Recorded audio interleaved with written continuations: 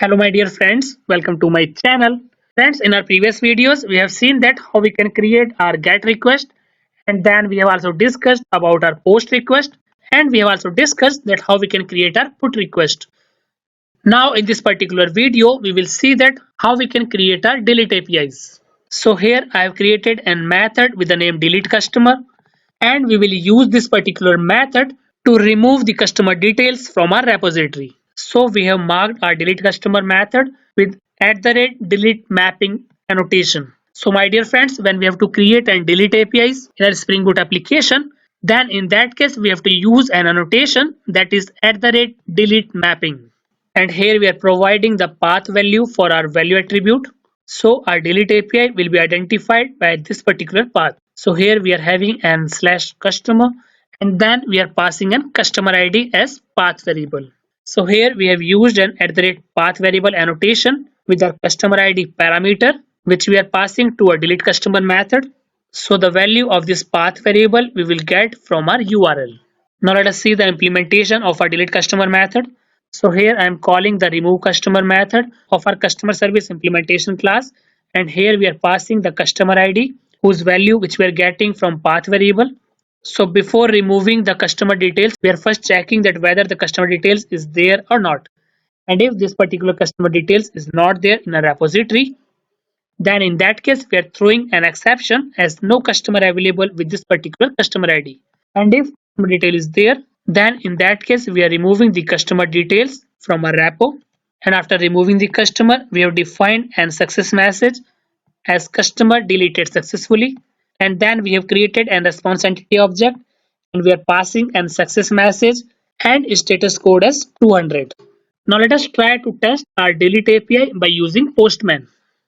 So this is our Postman application, and this is our get API to get the details of all the customers. So let me send the request to the server. So we are getting an customer details with customer ID as 100, 101, 105 and 106. Now let us try to test our delete API. So let me copy this URL first. So in a new tab, let me paste this URL, and here we have to pass an customer ID. So currently I'm passing the customer ID as 120, and currently the method of our API is get. So let us change it to delete. Now let us try to send this request to the server, and then we will see the response.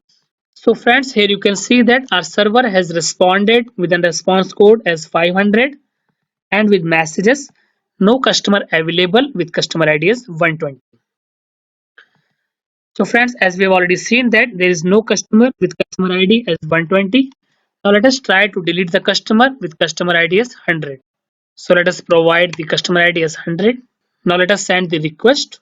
So here you can see that this time our server has responded with status as 200 and with messages customer deleted successfully. Now let us validate that whether this particular customer is deleted or not.